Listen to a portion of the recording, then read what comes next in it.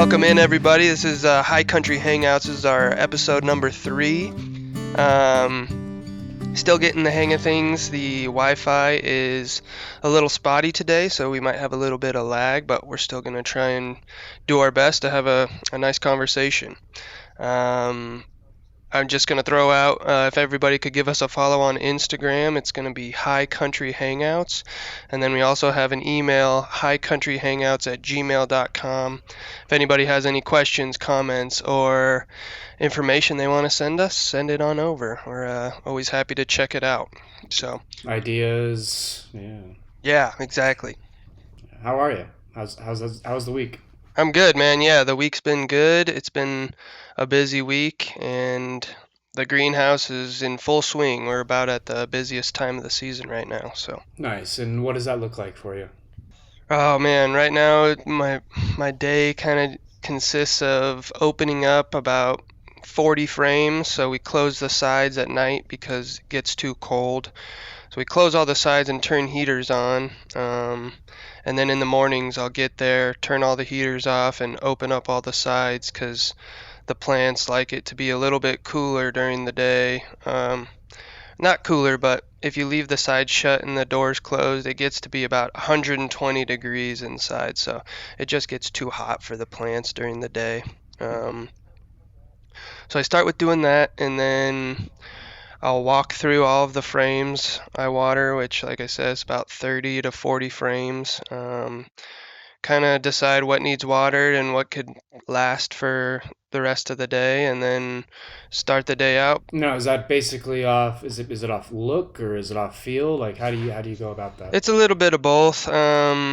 If something's looking dry, then you know it's extremely dry and you have to water it like now. If something looks fine, but when you touch it or pick it up, it's really light, that's usually that's where you want your plants to be every time before you water them again, because if you overwater them, there comes a lot of problems with that too. So it's a combination of looks and feel. Okay, word. I had some raspberry bushes and some irises that I've been taking in and out of the garage for the last 2 weeks. And with the sun finally here, I went out into the woods and planted them right by a little stream, and hopefully it goes well. That's awesome, man. Yeah, the irises should be good to go. And I think the raspberries will be good too. They just need maybe a year, even 2 or 3, to get established before you're going to get any berries off them. So. Totally.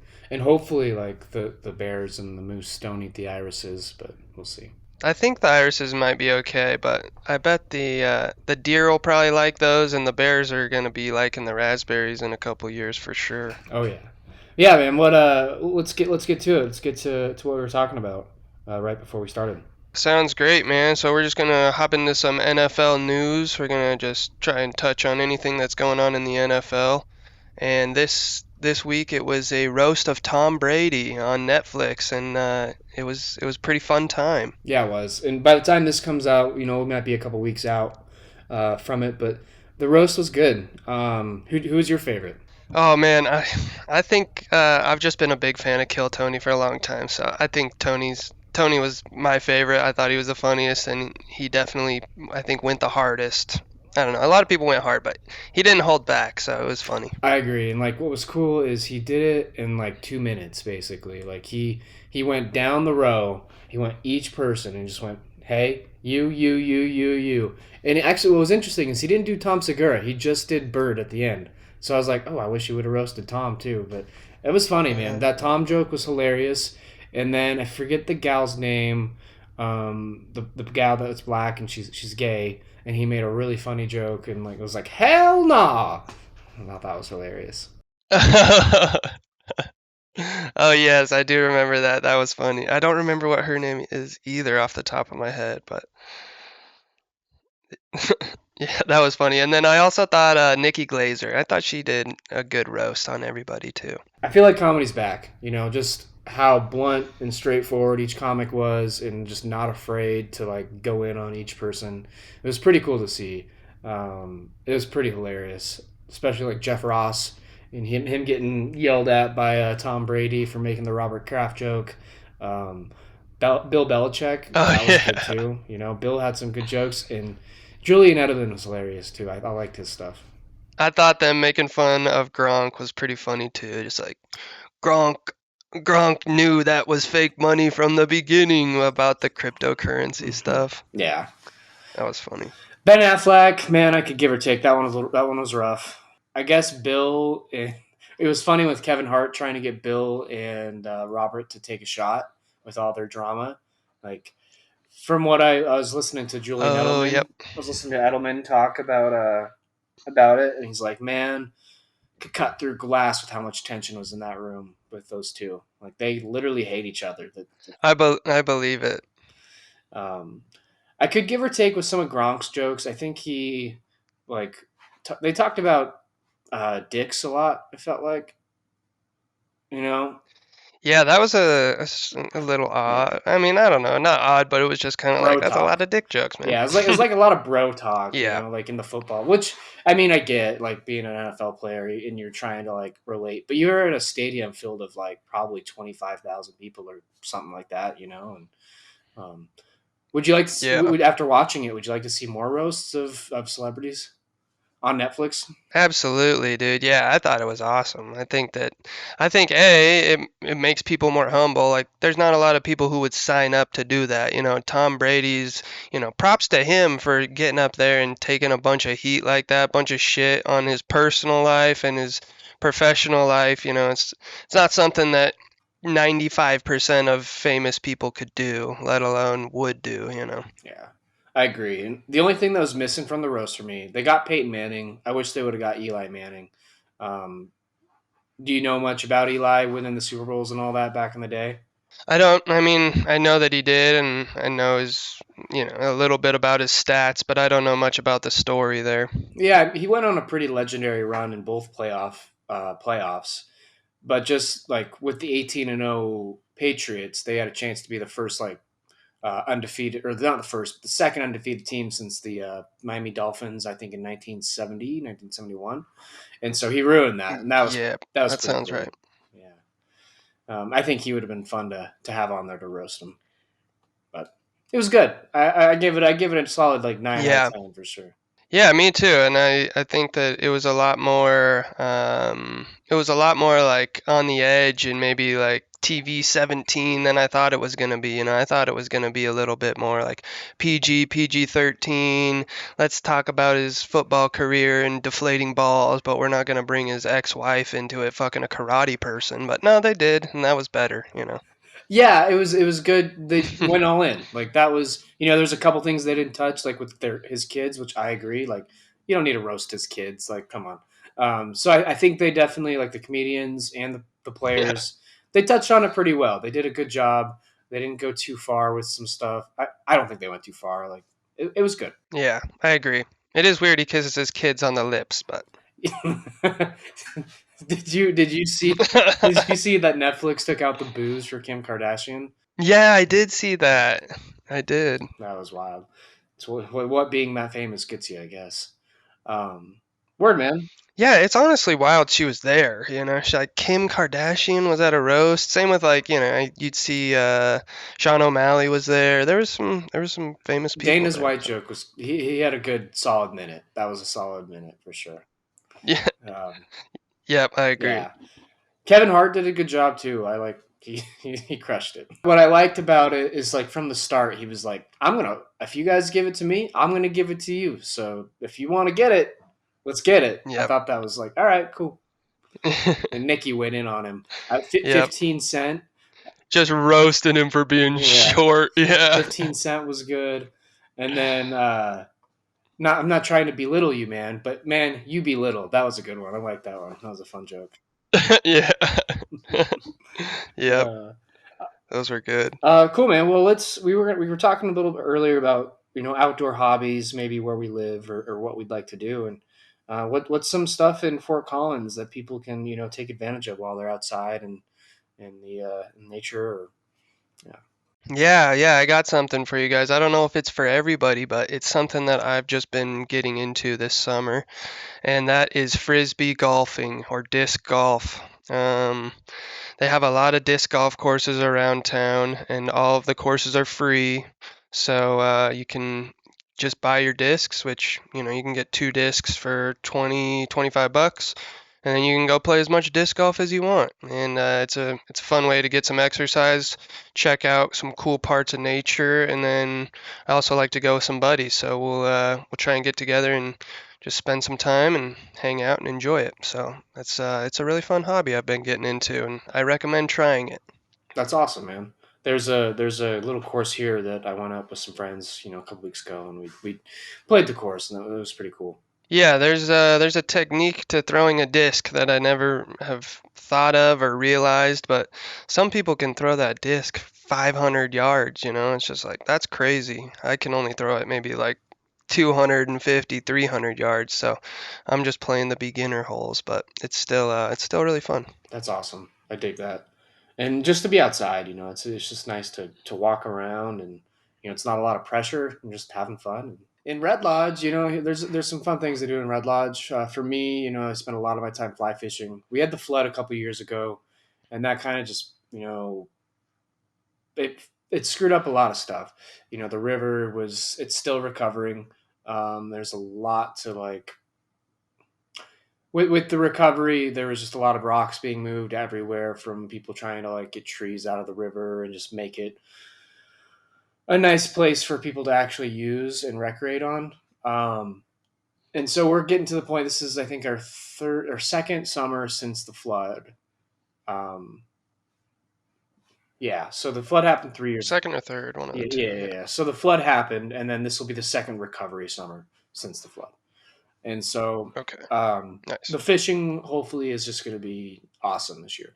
And what's interesting is, so the flood it's actually a healthy thing for the river system. It sucks for people, it screwed up a lot of things in houses, but but having a flood like that can really help the ecosystem and build it back up. And so it's just not stagnant, might not be the right word because it's a river or it's a creek because it's always moving, but it just, yeah, resets things. So I'm excited to see what the fishing's like out here in Red Lodge on Rock Creek.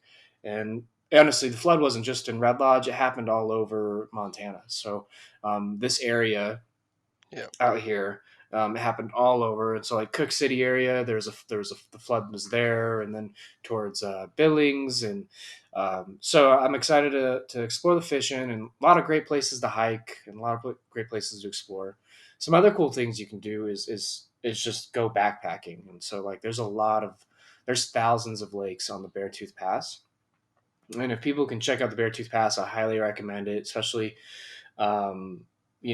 early June when it's just opening is pretty cool. We went up there a couple years ago. What'd you think? Oh man, it's beautiful up there. That place is it's awesome. It's something that it's just a unique spot. There's not a lot of other places that look like it. The road is very unique, the way they designed it, how it operates.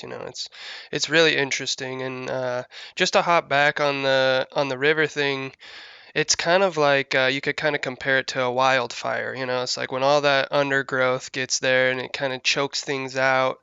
If you get a fire in, it clears everything out and it gives space and gives a little more opportunity for things to develop and new stuff to grow. And that's kind of what the river system gets done to it when a big flood happens. And not a lot of people think about that. It's mostly just my house is flooded and that fucking sucks. But it has a lot of other impacts on outdoor Yeah. recreation stuff. So I think that's a cool point to Yeah, I make. like that analogy. That was great.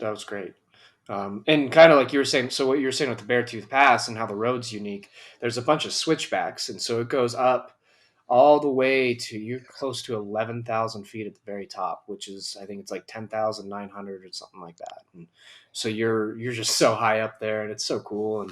And what's interesting, so if with these lakes back there, these high country lakes, it's, you just take any type of fly, you throw it in there, and you just watch these fish come from like probably 20, 30, maybe 40 feet down, and they just see it at the top. And like, because they don't see that stuff consistently, like flies like that, and they just take that shit, man. It's pretty cool. That's awesome. Yeah, and then also there's isn't there some golden trout that you can catch up in those lakes too, or There are. I need to make that trip. I have not explored it, but that's on the list. I should make that a priority. With the flood happening a couple years ago, I just kind of went strictly into like work mode because it was for that whole rest of because it happened at the beginning of summer because that's when runoff is. And so when it happened is, I mean, we were just 70 hours, 80 hours a week just trying to clear shit and keep it clean. And, the place I work at was 6 feet underwater and from the groundwater, not even from the flood. And so a lot of working the last couple summers, and I'm excited to hopefully, take a breath and do some exploring and have some fun. Yeah, actually get to enjoy it instead of just feel like you've been working with it the last 2 years with hundreds and hundreds of sandbags. I just remember you telling me you moved a lot of sand, so. Oh man, it was crazy. I remember. So I think it was June 13th, which is interesting because the year before we had a fire also on the same day start. Maybe it was 2 years, but on Mount Maurice. So that's not a great day for Red Lodge. Um, yeah, it's just like out till like 2, 3 in the morning, just trying to get sandbags out and protect Red Lodge, and it didn't end up working. The whole east side was just underwater. We lost bridges and stuff like that. Where I live, you could just hear the boulders coming down the river and just clash. It was just like grenades going off, basically, and you're just. I'm laying in bed. I'm like, wow, this is one of the most intense moments to even I've been a part of. Yeah, that's crazy. That's just the idea of listening to those boulders being moved and, tumbled down the river by the force of the water. It's pretty crazy. Yeah, and so I caretake on the two properties, and um, the other one it lost. Like if it would have got any higher, the house could have been at risk. Like it was within a couple feet of the house being at risk. It was pretty. Yeah, it definitely like they got lucky. There's a lot of people in town that were underwater and lost or had to spend like thousands of dollars trying to renovate their place. Yeah, yeah, man. Natural disasters are stressful, so hoping for no floods this year. We'll try and get out into the woods this summer and do some backpacking, maybe take some pictures and give everybody a little bit of a glimpse on what the Beartooth Pass and all the lakes up there kind of have to offer. So, but yeah, we'll go ahead and move on. I wanted to tell everybody a little bit about the super motocross race that I went to. It was in Denver, and it's a series. They go around the U.S. and they haul in a bunch of dirt to these big stadiums. They build a track, and then they have a group of professionals that come in and they race. It's a championship series, and this is the second to last race, so it's getting close to wrapping up. The last one's in Salt Lake City, but what was your I question? was gonna say how long is the Supercross? How long are these? How long does this go for? That's a good question. I think it's 17 weeks. So I think they take a few weeks off in the middle. So it's probably about 20-week season. Wow, And then the other half of the year they're doing outdoor races, which is called motocross. So there's supercross, which is indoor, and then motocross, which is outdoor. that's interesting. I knew that, but I forgot that, so I relearned that. Thanks. Yeah, yeah. So yeah, we drove down to Denver on Saturday, and we got to stop at In and Out. I don't know if In and Out's a big deal where you guys are at, but it's pretty new to Colorado, and everybody's excited about it. So we got to go in there and get a double cheeseburger and some fries, and it was Nice. pretty good. That's awesome, man. I went to after a long day yesterday. I went to the Box Car, which is in Red Lodge, and I got a double cheeseburger, a double bacon cheeseburger, and some ice cream, and life was great. I needed that. Nice. Yeah, you don't really, a good double cheeseburger, man, that's can't go wrong with a good double cheeseburger. So yeah, we got in and out and then we headed down to Supercross. It was extremely busy. I'm pretty sure there was also a baseball game going on, so all of the parking was just a nightmare. We ended up paying $20 to park in this parking lot, and we drove all the way to the back, got a pretty decent spot to walk in, and then walked to the Supercross, and we got some pretty sweet seats. We were in this like kind of exclusive area where the seats were padded, and I think the only reason we got in there is just because they were selling tickets at a pretty similar price for the whole stadium. So I think during like a football game, those seats would be like 300 or 400, $500, per ticket. But we were able to sit there and watch the race for like $50 each. So it was a fun time. So where was the stadium? What was it? The Mile High Stadium for the Broncos, or what's the stadium? It was, yep, Mile High Stadium for the Broncos. So when you're looking at the layout, is it like, so they have turf, right?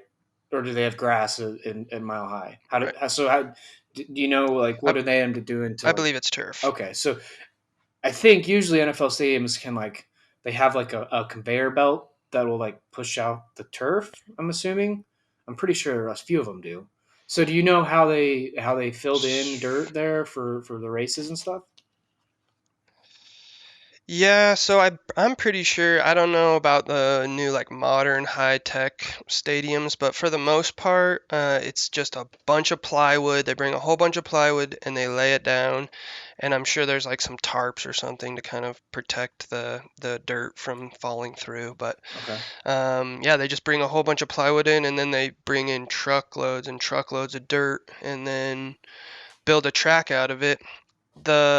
The Monster Jam was the week before, and it was in the same stadium. So I'm not sure if they use the same dirt or if they kind of, they've blocked out a certain amount of time for these type of events, but that's kind of an interesting idea. I'm not exactly sure about the whole thing. It's pretty cool.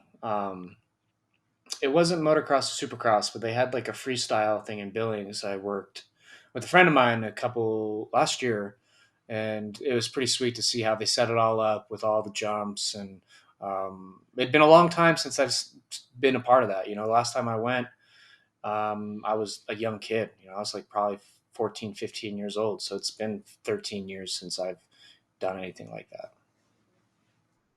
Yeah, yeah, that's interesting, and it's pretty cool that you got to see some freestyle because that it's a little bit different, but it's all Yeah. motorcycles, all dirt bikes, all pretty cool Yeah. to watch. But this event was just about speed, so there was no tricks involved. It was just about who could go around the track, do the jumps, do the turns the fastest, and it turns out that two brothers from Australia got first and second, the Lawrence brothers. Nice. They're a pretty big deal in the supercross scene. They haven't gone 1-2 yet, so that was the first time they were back to back. So that was pretty cool. And then in the 250s, this guy from I think he's from Japan, Joe Shimoda. He got his first win since 2022, so that was kind of cool to see. Nice. What was the guy's name back? 20 years ago. Bubba, something Bubba. I can't remember his last name. James Bubba Stewart, baby. Yeah, let's go. Cool. That was my guy. I remember like really enjoying watching him. Yeah, yeah. So his little brother races right now. It's Malcolm Stewart, and he's pretty fast too. He crashes a bit too much, and he's a little farther behind in points than you want him to be. But he's still fast, and he's still up there competing. So Um, did Bubba have a lot of injuries? Was that a thing? Did he get hurt a lot? I mean, I guess they all do.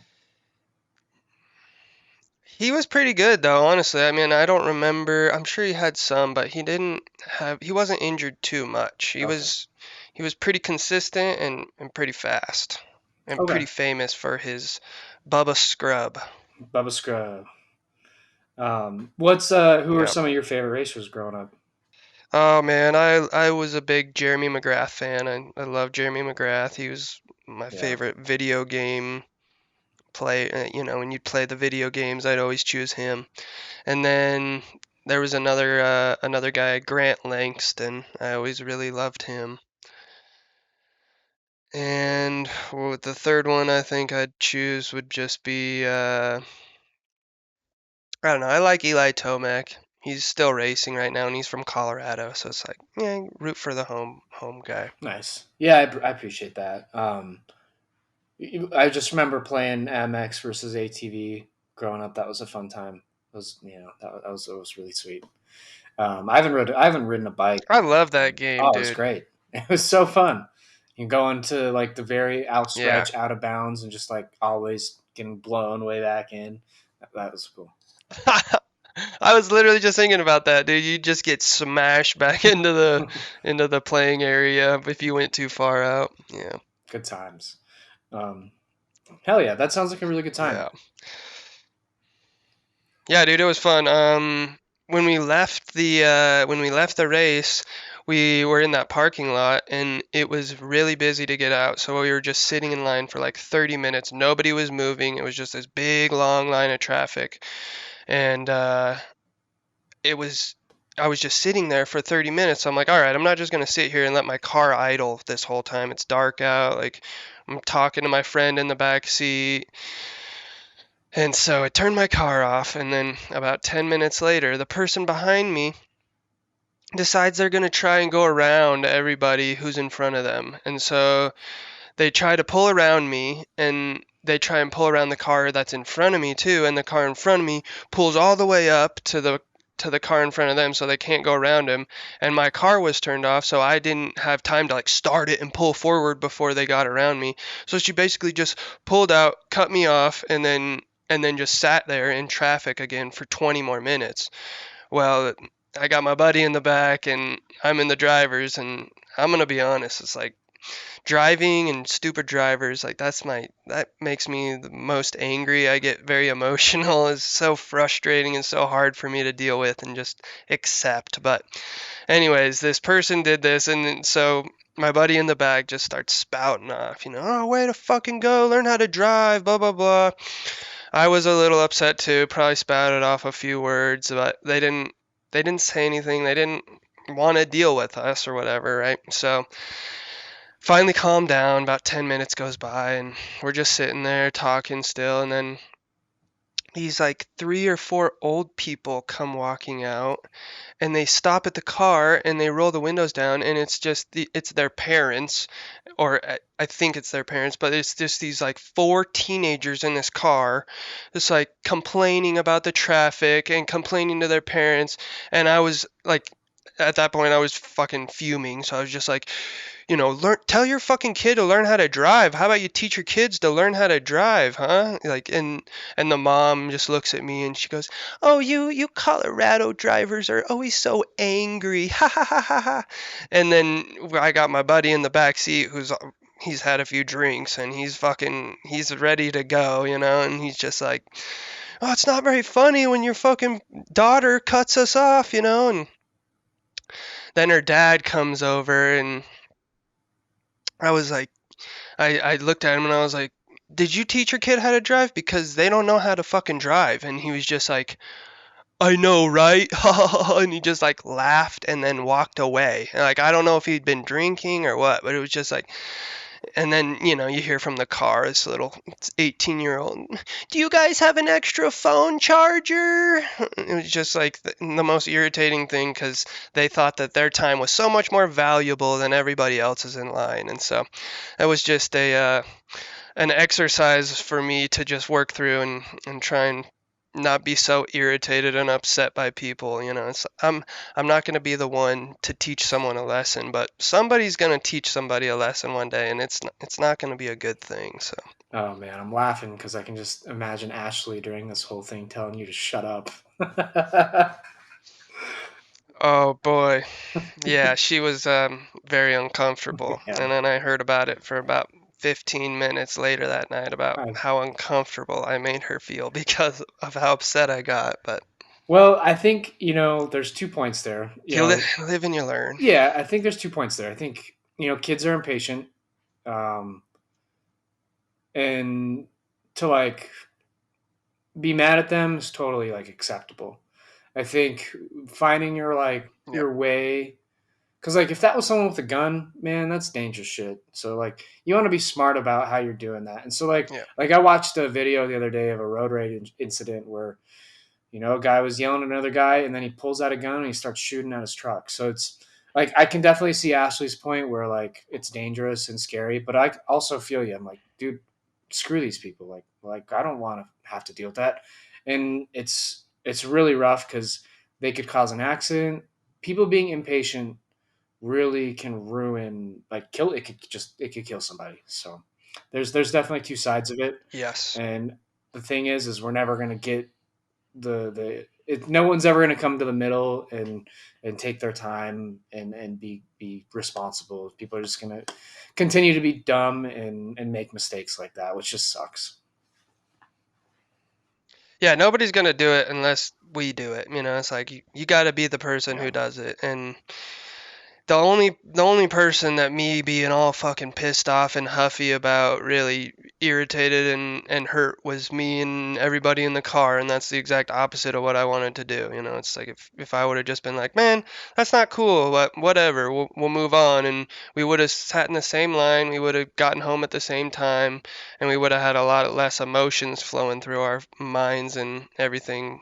I don't know. I think it's a good thing to look at in a way that's like, live and learn and try and be better next time kind of thing. totally. And we all have our ticks, man. We all have our things. Like with Poe, when that son of a when that little biscuit can't go poop, it's the most frustrating thing in the world, dude. I spent So like last night, circling back to things I like to do. Last night I went and checked out the Aurora Borealis up in Red Lodge. It was really beautiful, and I brought him. We're outside. Took him outside. He clearly needed to take a shit, and like he's outside, and it's like, all right, man, here's like 15 minutes. Go poop. And he so when he needs to poop, he starts panting really hard, which he's like stressed out. Like I gotta go, man, but he won't do it. And so it's like, it's just so frustrating. It's like, come on, man, just go over there, squat down, do your business. And so I feel you, man. That's one of my takes. And I regret it. Like whenever I'm like, hey, go goddamn do that. Like I'm just like, do that, and he won't. And so that's something when like in the Yeah. moment, like I just take a minute and like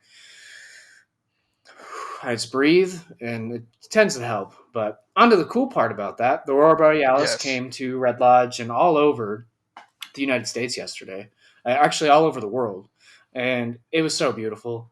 I took my truck. We drove out to a place. It's called Matisi Trail. I haven't gone as far as I went last night, and so there's like this little creek, and I crossed it, and then I just saw it go up the mountain, and I'm like, ah, man, I haven't been this far. I probably should not go all the way. No one knows where I'm at. If I lose service, I'm screwed.